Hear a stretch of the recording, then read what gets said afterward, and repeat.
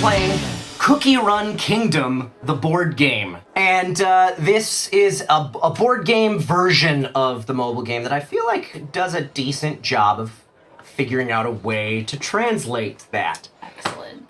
So, the game is played over a series of 8 episodes or rounds. Oh. Each round consists of 3 phases, except the first round, because we skipped the production phase the first round, because we have nothing to produce yet. Yes. Production is the first phase. The bulk of the game takes place during the Sugar Gnome phase. These little Sugar Gnomes, everybody starts with 3 of them. You can unlock up to 2 more by upgrading your castle. Yes. During the Sugar Gnome phase, you're going to take, on your turn, you're going to take one of your Sugar Gnomes, and you're going to place it in one of these Sugar Gnome bubbles. Yeah. On either the main board or the adventure board here. If you place a Sugar Gnome in the train station, you're going to have the option to purchase an Aurora Tower, which are like a premium currency that'll give you the ability to buy better stuff. You can buy one for, 3 coins? Or, Yep. Or 2 of them for 8 coins. Which is not a discount, but you are getting 2 with 1 Sugar Gnome. Right. That's rad. The balloon dock, you take a Sugar Gnome there, you get to roll the balloon die and get a number of rewards based on what you roll. You could get an Aurora Tower from it. You could get, let's see, that one is a coin for every cookie that you have on your board. We all start with 1 to begin with. But you can unlock up to 5. That one with the R next to it is a coin for whatever round number we're in. So in the first round, you're only going to get 1 coin, but if you're in round 6 when you do that, you're going to get 6. That one's pretty simple, just 4 coins, 3 coins, etc. and so forth. So that's the balloon dock. Seaside Market, you have a choice between putting a Sugar Gnome up in the top or in one of these little spots along the bottom. You have to go from left to right along the bottom, so if you're the first person to go here, you're going to get 3 coins. But if you're the 4th person to go here, you're going to get 4 coins. And then today's bounties section, first 2 people who put a Sugar Gnome here are automatically going to get a coin. And then you are going to choose one of the 4 current wanted monsters down there at the bottom that you think you can defeat.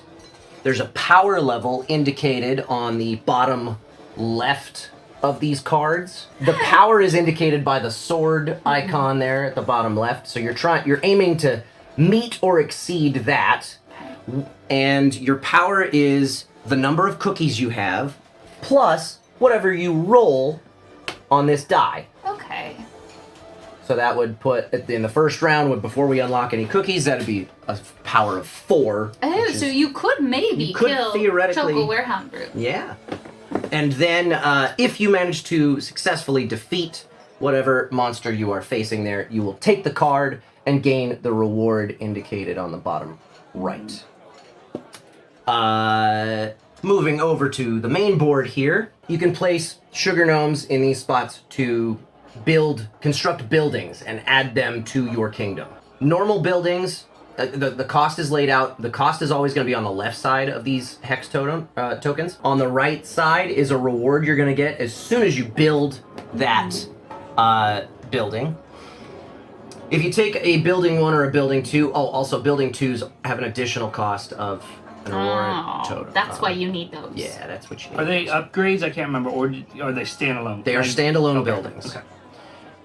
When you take one of these and you can only have 1 of each type of building, because there are duplicates of these. I did shuffle them fairly well, but there are duplicates of most of the buildings. I think of all of building 1 and building 2, there's duplicates. You can't build more than 1 of the same thing. When you build it, you'll pay its cost to the bank. You'll take it. You'll put it on your board. That's Eric's board. Whatever. You'll put it on an empty space on your board. You'll gain that reward.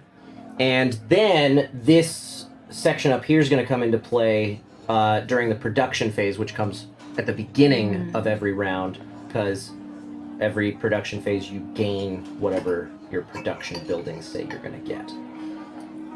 So that's buildings. Oh, and when we build something from building 1 or building 2, we will move everything over to the right. That's on the. So if you're going to build this, you'll move this one over, and then you'll fill in a new one from the stack immediately. These landmarks are more costly to build, but they're going to give you extra victory points at the end of the game depending on different conditions, and these will not refill. These are the only 6 we've got for the whole game. Oh, From the cookie castle, you can upgrade your castle, which starts at level 1 on your board. If you can kind of see that up in the corner there, viewers. You can upgrade by you place your sugar gnome there. You pay the cost, which is 1 pillar plus 9 coins. Then you'll take one of these tokens, put it on your board. As soon as you upgrade your castle to level 2, you get to unlock another sugar gnome. Whoa. And put it on your next available bubble on your board. And that is unlocked immediately, so you would have another sugar gnome to place in that round. If you unlock... Oh, also of note, Dustin reminded me of this before the game, you cannot upgrade to level 2 on your castle until we're at round 4. Oh, okay. Once we get to round 6, you can put a sugar gnome here, pay the cost again, to then turn that token over and upgrade it to level 3. Oh, okay. And again, when you upgrade, you'll immediately gain the reward on the left side of the token. And it's also going to give you better stuff during the production phase. And it gives you another gnome? And it gives you another sugar gnome. Oh, I do like sugar gnomes. Yeah. They're so cute. They're so cute. They're so cute. Last thing you can do during the sugar gnome phase is, looking at my board upside down real quick, we all start with these 2 tokens blocking some of our kingdom. You can unlock from left to right. You can't start by unlocking this one, but you can unlock this one, spending one of your sugar gnomes on it and paying the cost. That's one way to gain cookies right there.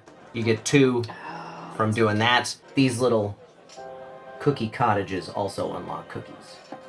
And after everybody's placed there, because we're going to take turns placing sugar gnomes and taking those actions when we do. Yes. Once, if you have placed all of your sugar gnomes and it gets back to you, your turn is skipped.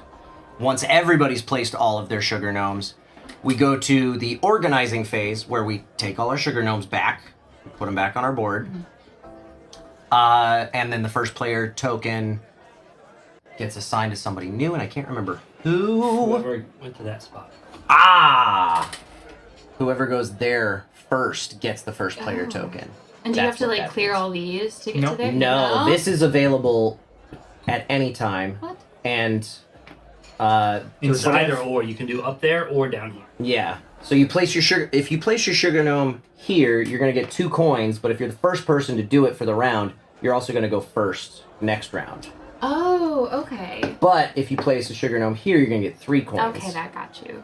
Then we move to the production phase where you just gain benefits from all of your buildings that have a production header, and it just like right there, that one gives you. That just makes pillars. Just gives you a pillar. That's crazy. At the end of the game, at the end of round 8, we will tally all of our victory points. Victory points come in the form of these rewards here, the little crown trophy. Also, any Aurora pillars you have left over are worth 1 victory point each. Any coins you have left over at the end of the game are worth 1 victory point for every 5. And then, obviously, the landmarks are gonna affect how many victory points you have at the end as well. Hey, thanks for hanging out. If you want to spend more time with us, do us a favor. Hit that like button, hit that subscribe button, and most importantly, head on over to twitch.tv/BNB Tabletop and give us a follow there. We play board games live every Sunday night at 5 p.m. Pacific time on a show we call The Board and Barrel. And we like to keep things interactive. You guys can influence what happens throughout the course of a game with our Buff and Nerf house rules. You can also make predictions on how things are going to pan out, play virtual bingo for a chance to win a free board game of your own, and heckle us and stuff from the chat. Thanks again for watching, and we'll see you Sunday night.